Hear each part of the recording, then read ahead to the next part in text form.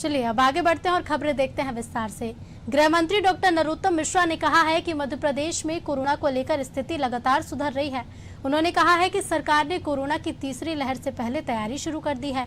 Black fungus को लेकर भी सरकार गंभीर है। गृह मंत्री ने कहा कि शहर की अपेक्षा गांव में संक्रमण की दर में कमी आई है। उन्होंने कहा कि सरकार ने तय किया है कि कोरोना से गंभीर वकीलों के इलाज के लिए 5 करोड़ की राशि मिलेगी और इसके अलावा कोरोना से मृत वकीलों के परिवारों को 1 लाख की सहायता दी जाएगी। पन्ना के मामले में उन्होंने पीसीसी चीफ कमलनाथ पर पलटवार किया। गृह मंत्री डॉक्टर नरोत्तम मिश्रा ने क्या कुछ कहा, आइए आपको सुनवाते हैं। हमारी कोरोना के क्षेत्र में स्थिति सुधरती जा रही है।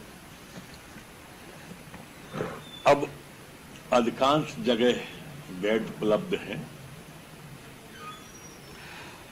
हमारे मुख्यमंत्री जी ने जो सहायता योजना प्रारंभ की इलाज की गरीबों के लिए निःशुल्क, उसमें भी अस्पतालों के रजिस्ट्रेशन के बाद लगभग 50,000 बेड की व्यवस्था प्रदेश के अंदर कर ली है। कोरोना की तीसरी चेन को भी तोड़ने की तैयारी मध्य प्रदेश ने एडवांस की है और आपको ये जानकर प्रसन्नता भी होगी कि मध्य प्रदेश के अंदर मध्य प्रदेश के मॉडल को जो पंचायतों में, गांवों में हमने लागू किया है, उसकी दिल्ली ने भी मंगाई है जिससे अन्य राज्यों को वो दे सके। मध्य प्रदेश सरकार ने तय किया है कि पूरा का पूरा इलाज निःशुल्क वो करेंगे, फंगस जो आंख का है।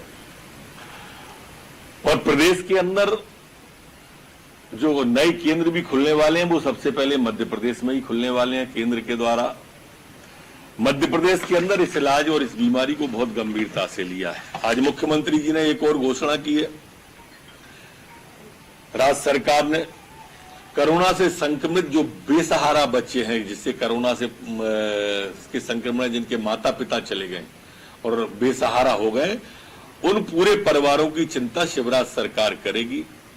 इन बेसहारा परिवारों को पेंशन, निःशुल्क राशन, बच्चों को निःशुल्क शिक्षा जैसी सुविधाएं देने वाला राज्य मध्य प्रदेश हिंदुस्तान का पहला राज्य होगा। 5% से कम जहां पर भी कोरोना का वो आ जाएगा, वहां उसमें आंशिक रूप से ढील दी जाएगी।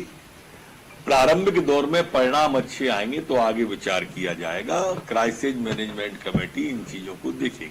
अभी भी गांव के अंदर कोरोना की संक्रमण दर 6% है और शहरों में 13% है। इसलिए ये भ्रम भी न फैले कि गांव में तेजी से फैला है। गांव के लोग अत्यधिक जागरूक हुए हैं और जो सीएम मुख्यमंत्री जी ने व्यवस्था दी थी उसको पालन कर रहे हैं। बाहर क्वारंटाइन सेंटर भी बना रहे हैं, बाहर के आदमी को अंदर घुसने भी नहीं दे रहे, इसलिए वहां कुल 6 की दर है। कोरोना से गंभीर रूप से संक्रमित अधिवक्ता जो हैं, हमारे वकील हैं, उन्हें 5 करोड़ रुपए की राशि उपचार के लिए दी जाए। अभी हमारे 43 अधिवक्ता जो दिवंगत हुए हैं, उनके परिवारों को 1-1 लाख रुपए की आर्थिक सहायता दिए जाने का भी निर्णय किया है। कुछ माह पहले भी 303 दिवंगत अधिवक्ताओं को 1-1 लाख रुपए की सहायता राशि स्वीकृत की थी। साथ ही गंभीर बीमारी से ग्रसित अधिवक्ताओं के लिए भी 1 करोड़ की राशि अलग से स्वीकृत कर रहे। कमलनाथ जी, आप भी मध्य प्रदेश में एक कैबिनेट मंत्री के स्तर का पद रखते हैं, संवैधानिक पद है आप पे। आप प्रदेश को बदनाम करने के पहले जानकारी ले लेते कलेक्टर से कि वस्तु स्थिति क्या है।